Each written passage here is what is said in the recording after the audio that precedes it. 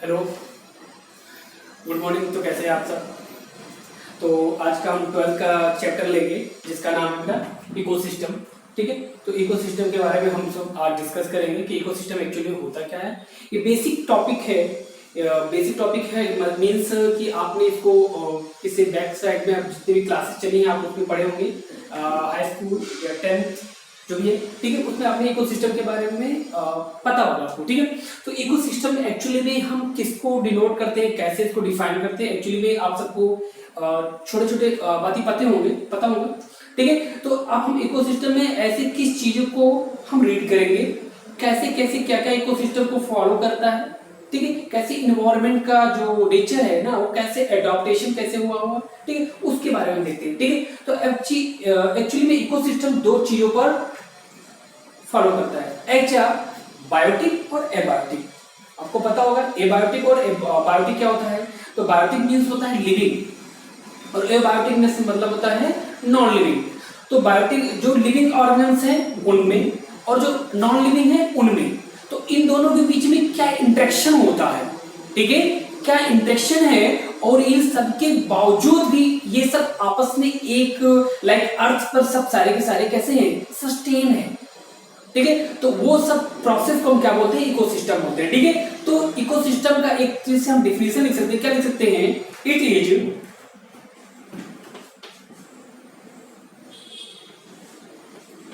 Is a interaction. ठीक है, it is a interaction, अब interaction between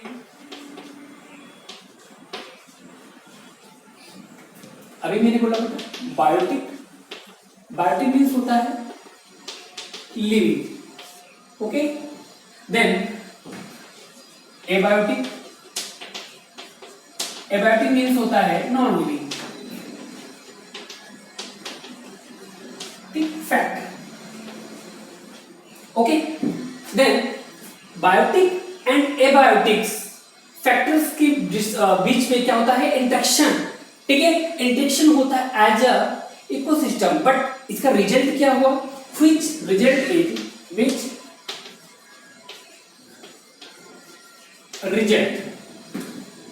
result a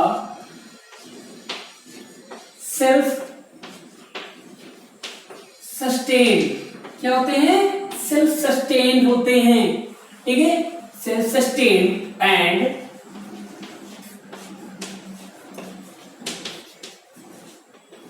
self regulators. ये दो पॉइंट्स आपके बीच में हैं। ठीक है, क्या होते हैं, self sustain and self regulator. Clear है? तो it is a interaction between biotics and abiotics non living factors which result a self sustain and self regulators are called इसको क्या बोलते हैं, हम लोग बोलते हैं इकोसिस्टम। ठीक है, ये डिफिनेशन है। जाहिर सी बात है, जितना भी हमारा पर्टिकुलर जितने भी इन्वायरमेंटल में जितने भी इन्वायरमेंट है कहीं ना कहीं एक दूसरे से कनेक्ट है। ठीक है, एक दूसरे से कनेक्ट है।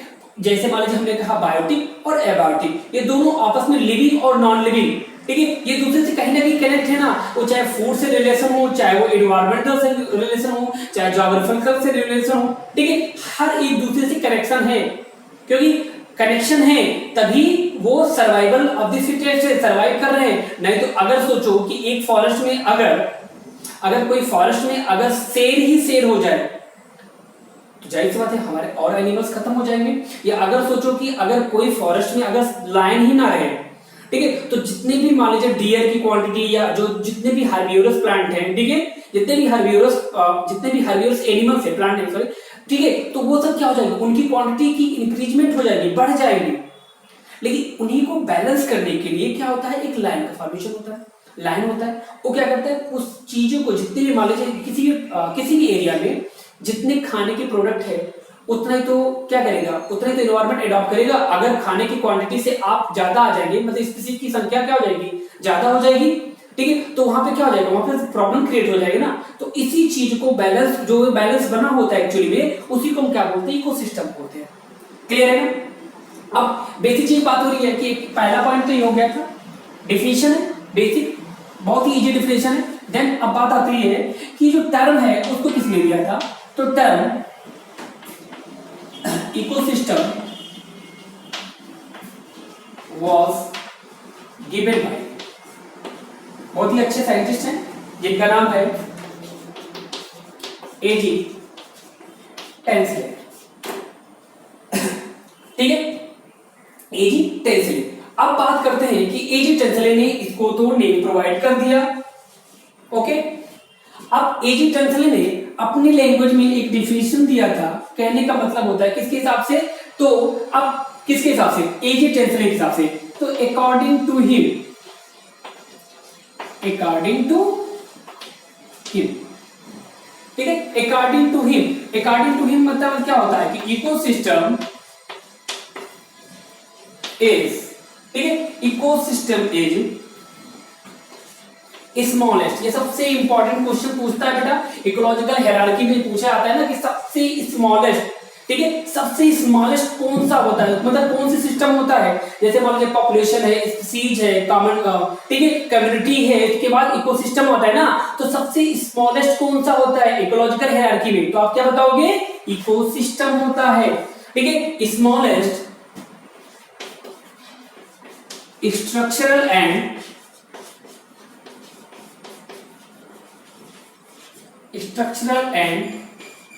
फंक्शनल यूनिट, कहां से आएंगे, smallest structural and functional unit होता है, ठीक है। अब यूनिट, अब ये यूनिट कहां पे हो रही है, कहां से बात कर रही है, ये यूनिट होता है इन नेचर, इन नेचर, ठीक है। तो एजी टेंसले के बिहाफ पे मैंने, उन्होंने क्या कहा कि smallest structural and functional unit nature, सबसे स्मॉलेस्ट नेचर वो यूनिट होता है, ठीक है। तो ये भी क्वेश्चन बन गया ना, ठीक है। तो ये बहुत ही ज्यादा इंपॉर्टेंट क्वेश्चन है, ये पूछा गया है आपके नीट के लिए, इंपॉर्टेंस है, ठीक है। देन ये पॉइंट हो गया ना, आई होप कि आपको समझ में आया होगा। बेसिक कॉन्सेप्ट है, बेसिक चीजें हैं, बेसिक जानकारी में आपको बता रहे हैं, ठीक है। अब इसके बाद हम देखेंगे, क्या देखेंगे, हमने क्या देख लिया, हमने डिफिनेशन देख लिया, ठीक है, इसका टर्म किसने दिया वो भी चीज देख लिया, और जो उसने इनको, जिन्होंने इसका टर्म दिया था उनके हिसाब से ये क्या है, एक स्मॉलेस्ट यूनिट है, किसके, इकोलॉजिकल हायरार्की का, ओके। देन अब हम पढ़ेंगे, क्या पढ़ेंगे, टाइप्स ऑफ इकोसिस्टम, ओके।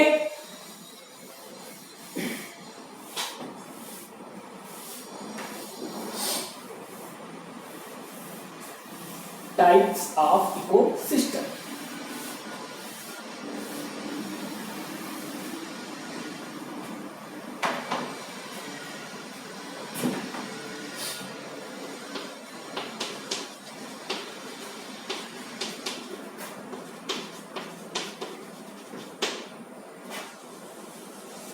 देखिए टाइप्स ऑफ इकोसिस्टम, तो एक देखिए हम क्या क्या हमको रीड करना है, एक तो हमको टाइप्स पढ़ना है, फिर स्ट्रक्चर के बारे में पढ़ना है, उसके बाद हमको कंपोनेंट के बारे में पढ़ना है, उसके बाद फंक्शन, सारी चीजों को हम एक एक करके क्लियरिटी से देखेंगे, क्लियरिटी से डिफाइन करेंगे।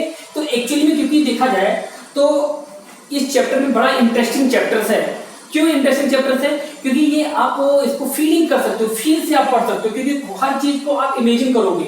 अभी जब आगे धीरे धीरे चैप्टर में आगे चलते रहेंगे, ठीक है, तो इसमें आप इमेजिन करोगे, क्योंकि जब आप इमेजिन करके किसी चीज को रीड करते हो या लर्न करते हो, ठीक है, तो एग्जैक्टली आपके माइंड से एकदम से वो सेटिंग्स बैठ जाता है, जिसको आप आसानी से बाद में, जैसे आप कभी भी रीड करो, आपके दिमाग में कभी कुछ चल रहा है, ठीक है, तो उसके बारे में तुरंत आपको पता चल जाएगा, ठीक है, कि हाँ हम क्या बात हो रही थी, ठीक है। तो अब उसी बिहाफ पे टाइप्स ऑफ इकोसिस्टम हमने पहला डिवाइड किया बेसिस, पहला बेसिस लिया, फर्स्ट बेसिस क्या है, बेसिस ह्यूमन इंटरफेरेंस, बेसिस का हमारा नाम है ह्यूमन इंटरफेरेंस।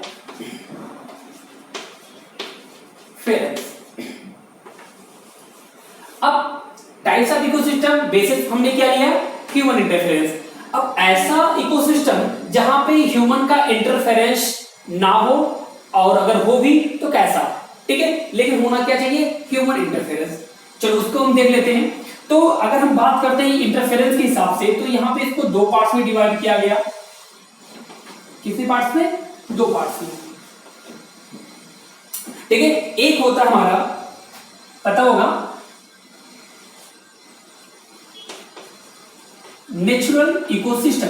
बेटा हम इकोसिस्टम को हम यहाँ पे ई ऐसे रिप्रेजेंट कर देते हैं, क्योंकि बार बार इकोसिस्टम लिखने से टाइम लॉस होता है और सीधे सीधे आपको समझ में आ जाना चाहिए, अदरवाइज फिर क्या लिखने में क्या है, नेचुरल इकोसिस्टम। ओके, देन दूसरा हमारे पास क्या है, एंथ्रोपोजेनिक। एंथ्रोपोजेनिक, देन इसका और एक नाम है man made. Man made ecosystem. Okay, ये हो गया। तो बेसिस क्या था, ह्यूमन इंटरफेरेंस। ठीक है, अब हम बात क्या करते हैं कि अब ये तो सारी चीजें हो गई, अब क्या होता है नेचुरल इकोसिस्टम, क्या होता है कि अब नेचुरल इकोसिस्टम में हम जैसे जाहिर सी बात है बेसिक फंडा में जहां पे ह्यूमन का इंटरफेरेंस ना हो। ठीक है, तो यहां पे हम क्या लिख सकते हैं कि दे आर डेवलप। ठीक है, क्या लिख सकते हैं कि they are develop in due course of, लिख देते हैं यहां पे दे आर डेवलप। ठीक है, इन ड्यू, ठीक है, क्या लिखेंगे, ड्यू सोर्स ऑफ एवोल्यूशन या due course of ecosystem, due course of ecosystem. Clear है, एक तो डिफिनेशन हो गया, डिफिनेशन नहीं है, as a natural ecosystem actually में है क्या। ठीक है, दूसरी पॉइंट हमने लिखते हैं, क्या लिखते हैं कि नो ह्यूमन इंटरफेरेंस। ठीक है, तो यहां पे क्या होता है नेचुरल इकोसिस्टम में ह्यूमन का इंटरफेरेंस नहीं होता है। क्लियर, तीसरा point, next point, species diversity, species diversity is more. अब ये भी बेसिक फंडा है, जहां पे ह्यूमन का इंटरफेरेंस नहीं होगा, क्या होगा, जहां पर ह्यूमन का इंटरफेरेंस नहीं होता है वहां पे क्या होता है, स्पीसीज की डाइवर्सिटी बहुत तेजी से चलता है। क्या होता है, बहुत तेजी से चलता है। क्यों, क्योंकि देखो जहां पे देखो, वैसे भी देख लीजिए, अगर किसी फॉरेस्ट में अगर ह्यूमन का इंटरफेरेंस हो जाता है तो देखो वो फॉरेस्ट कहां तक कितना दिन तक रहता है, कट जाएगा, कहीं ना कहीं कट जाएगा ना। देखो आए पेड़ों को कटाई होती है, हर चीज कुछ ना कुछ इंटरफेरेंस में उसका लॉस ही होना है, प्रॉफिट नहीं होना है। तो उस फॉरेस्ट में अगर कोई स्पीसीज रहता भी होगा तो फॉरेस्ट छोड़ के चला जाएगा ना, क्योंकि वहां पे सरवाइव नहीं कर पाएगा। ठीक है, तो वहां इसलिए बोला गया कि जहां पे ह्यूमन का इंटरफेरेंस नहीं है वहां की स्पीसीज डाइवर्सिटी बहुत ज्यादा होगी। क्लियर, अब इसको बात करते हैं कि इस नेचुरल इकोसिस्टम को हम कितने पार्ट करते हैं, बेसिस क्या है, अक्रेंस। इसके हिसाब से इसको कितने पार्ट्स में डिवाइड करते हैं, 2 पार्ट्स में हम डिवाइड करना चाहते हैं और होगा, ठीक है, 2 पार्ट्स में। अब 2 पार्ट्स में ये आ गया। ठीक है, अब इसका पार्ट्स में जो हमने डिवाइड किया, इसका बेसिस क्या है, किस बेसिस पे बिहार पे हम इसको डिवाइड कर दे रहे हैं। ठीक है, बेसिस आपको बहुत जरूरी है, बेसिस आपको पता होगा तो आप इजीली से आप उसको समझ पाएंगे। ठीक है, क्लियर है ना। तो बेसिक क्या है जाएगा, अक्रेंस। ठीक है, क्या होगा, अक्रेंस। क्लियर है ना। अब देखा जाए क्योंकि जहां पे ह्यूमन का इंटरफेरेंस ना हो तो, और जहां पे ह्यूमन का इंटरफेरेंस ना हो और स्पीसीज का डाइवर्सिटी बहुत तेजी से फैला, तो उसको 2 पार्ट में हमने डिवाइड किया। पहला पॉइंट यहां पे बात आ रही है जिसका नाम होगा, क्या होगा,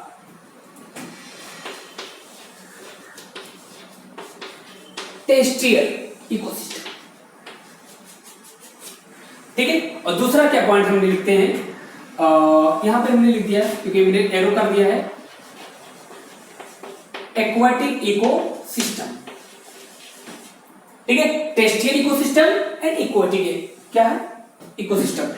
अब टेरेस्ट्रियल का मतलब बेसिक चीजें होती है। टेरेस्ट्रियल का मीन्स क्या होता है कि फाउंड इन लैंड। कहां पे पाए जाएंगे ये भाई, found in land.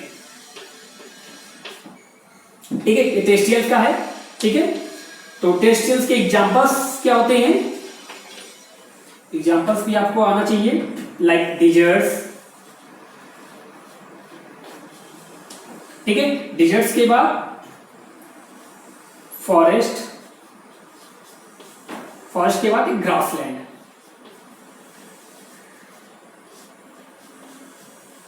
ETC। Okay, तो अकरेंस के बिहाफ पे हमने इसको दो पार्ट्स में डिवाइड किया, किसको, नेचुरल इकोसिस्टम को, terrestrial and aquatic ecosystem. Terrestrials के फाउंड इन लैंड, एग्जांपल्स है deserts, forest, grassland etcetera. Then aquatic ecosystem, ये कहां पे पाए जाएंगे भाई, इनका क्या बोलोगे, तो इनको हम लिख सकते हैं, क्या लिख सकते हैं भाई, सिंपल वे में बताना, प्रेजेंट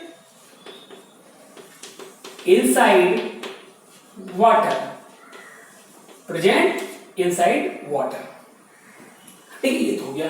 अब एक्चुअली में इनसाइड वाटर, तो अगर हम सोचें, अगर आप चाहो कोई भी, ठीक है, तो एक्वेटिक इकोसिस्टम को फिर से अगेन टू पार्ट्स में डिवाइड किया गया है। ठीक है, एक्वेटिक इकोसिस्टम को कौन कौन सा, ठीक है, एक तो हो जाता है हमारा फ्रेश वाटर,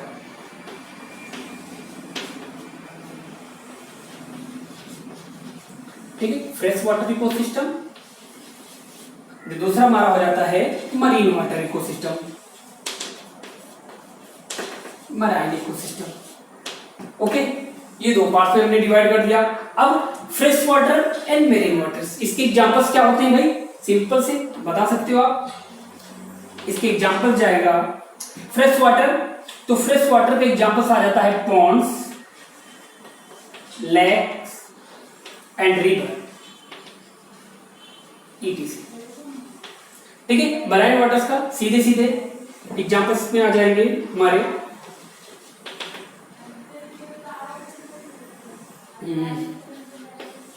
वेटलैंड, ठीक है, वेटलैंड, सी, ETC।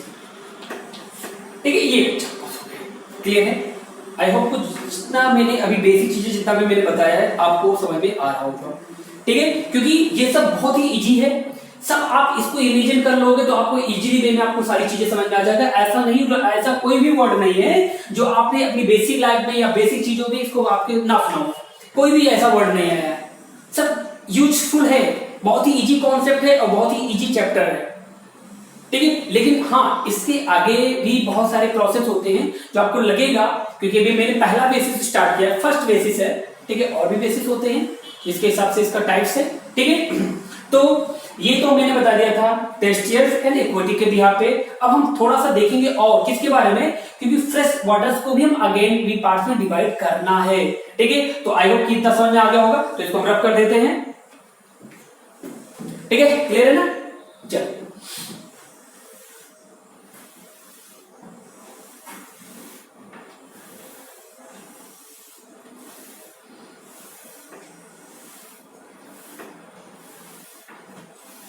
अभी मैं इसको रफ नहीं कर रहा हूं क्योंकि अभी से इसका रिक्वायरमेंट होगा।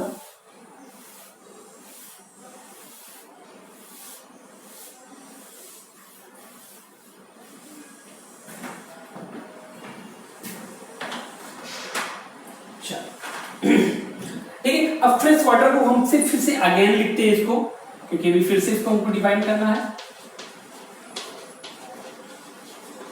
फ्रेश वाटर इकोसिस्टम, ठीक है, तो फ्रेश वाटर के देखो एग्जांपल्स लिखा हुआ है, इसी एग्जांपल्स को हम थोड़ा सा दो पार्ट्स में डिवाइड करेंगे, ज्यादा नहीं, दो पार्ट्स में करेंगे एज फ्रेश। ठीक है, क्योंकि फ्रेश की बात हो रही है तो यहाँ पे भी फ्रेश होना चाहिए कुछ ना कुछ।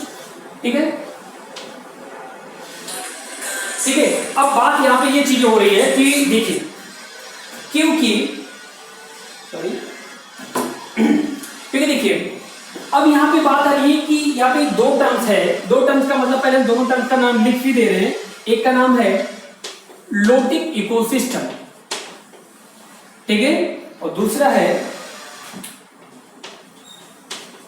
लेंटिक इकोसिस्टम। ठीक है, लेंटिक एंड लोटिक।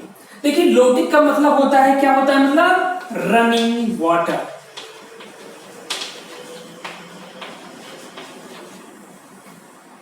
ठीक है, रनिंग वाटर। और देन इसके मतलब होता है, दूसरा पॉइंट बनेगा स्टैग्नेंट वाटर।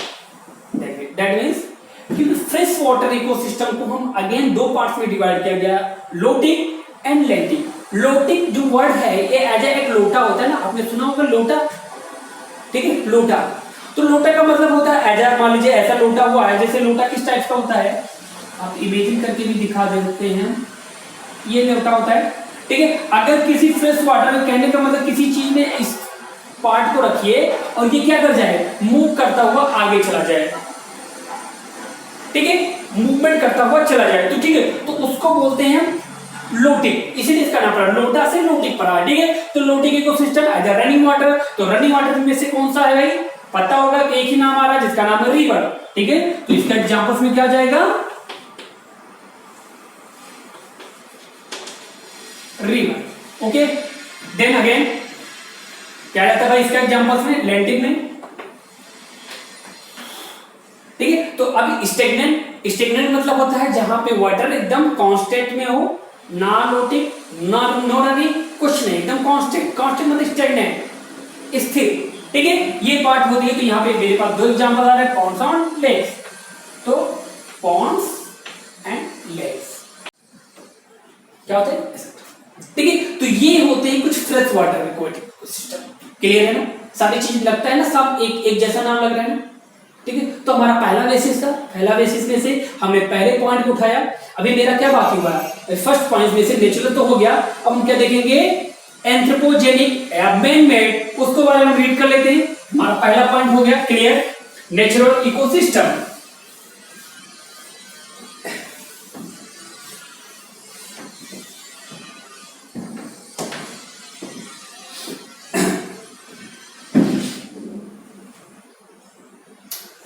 तो दूसरा हो जाता है हमारा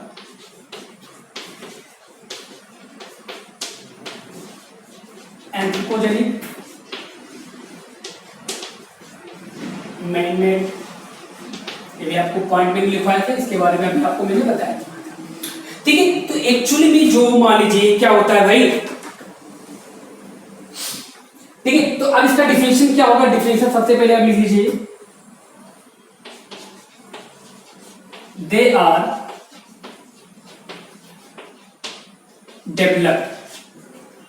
are developed maintained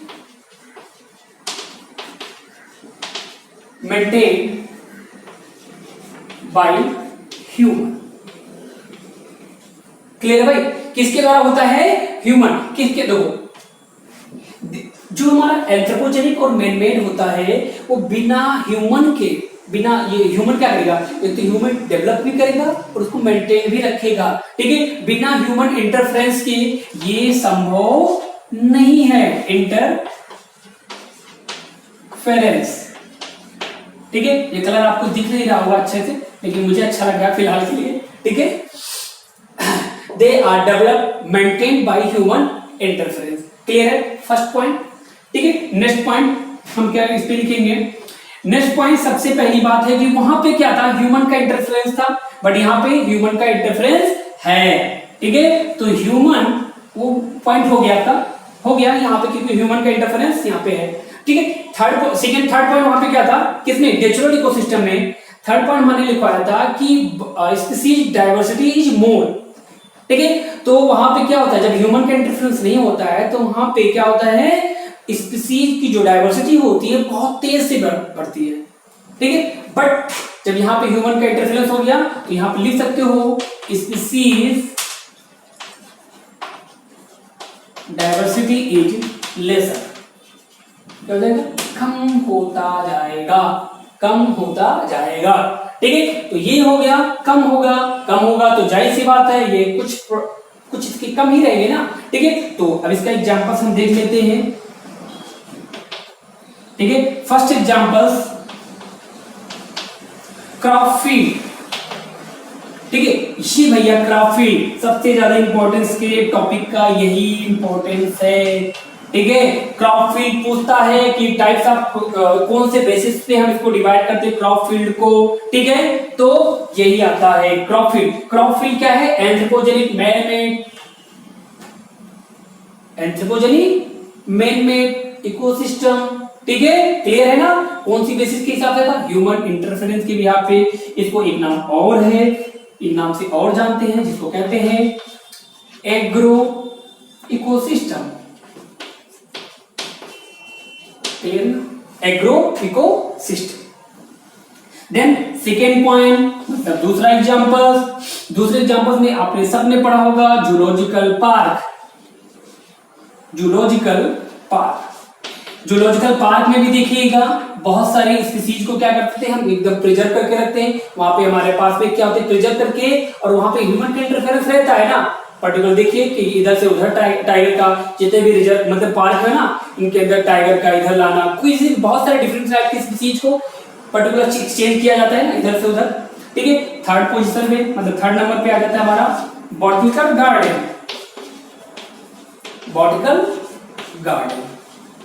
ठीक है, बॉटनिकल गार्डन हो गया। फोर्थ नंबर पे जो सबसे इजी है एक्वेरियम, ये भी ह्यूमन मेड के द्वारा है। हम डिफरेंट टाइप की स्पीसीज को एक्वेरियम में क्या रखते हैं, उसको प्रिजर्व कर देते हैं, उसके बाद उसकी स्पीसीज क्या होती है धीरे धीरे बढ़ती है। ठीक है ऐसा। ठीक है, तो इसमें से सबसे इंपॉर्टेंट वाला पॉइंट क्या था भाई, ये वाला पॉइंट सबसे ज्यादा इंपॉर्टेंट है। कहने का मतलब ये, ठीक है, ये क्वेश्चन इससे पूछा जाता है एज ए नीट प्रिपेयर से। ठीक है, जितने भी कंपटीशन जाता था देखो ऐसे क्वेश्चन पूछते हैं जो आपको ऐसा लगे कि ये थोड़े से है एंटीक पीस, तो इसमें भी थ्योरी में भी क्या होता है तो थोड़ा सा अलग हो, डिफरेंट हो, वही पूछेगा ना।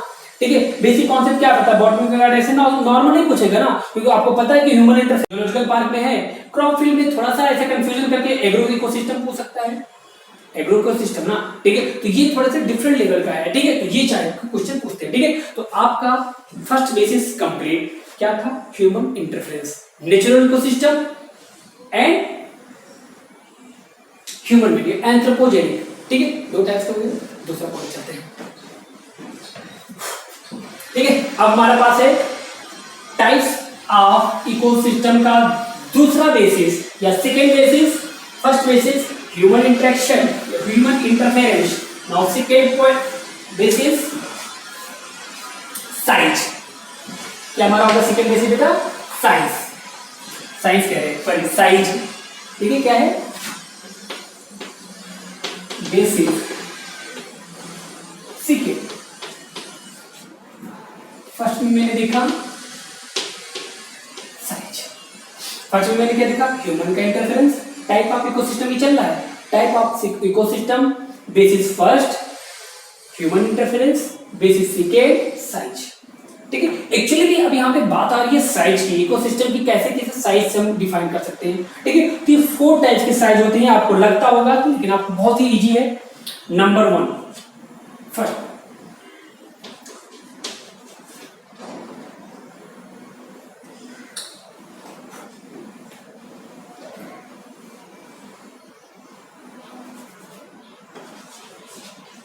Mega ecosystem. ठीक है, फर्स्ट हो गया मेगा। मेगा मतलब होता है बहुत ज्यादा बड़ा। नाउ सेकेंड मेगा का छोटा भाई माइक्रो, मैक्रो का छोटा भाई माइक्रो। ठीक है, माइक्रो का छोटा भाई नैनो। नैनो वाली गाड़ी है ना, नैनो देखो, नैनो छोटे हैं। टाटा का छोटा भाई हो गया ना, Tata group of industry, nano इसी तो गाड़ी है। ठीक है, तो वो छोटा छोटा। ठीक है, सबसे पहले उन्होंने क्या लिखा माइक्रो सॉरी मेगा इकोसिस्टम। तो मेगा इकोसिस्टम में हम क्या लिखते हो कि इनकी साइज क्या होगी, very large in size, very large in size. Size में कैसे होंगे, बहुत ही ज्यादा बड़े होंगे। ठीक है, तो इसका एग्जांपल हम क्या लिखते हैं, साइज बहुत ही तुरंत आपको दिमाग में आ जाना चाहिए कि साइज सबसे ज्यादा लंबा क्या है भाई, तो आ जाएगा ओशियन। दूसरा आ जाएगा हमारे पास सी है। ठीक है, यही तो हमारे पास है और क्या है। ठीक है, देन इसके बाद इससे छोटे पे हम आ जाते हैं तो लार्ज इन साइज। एग्जांपल्स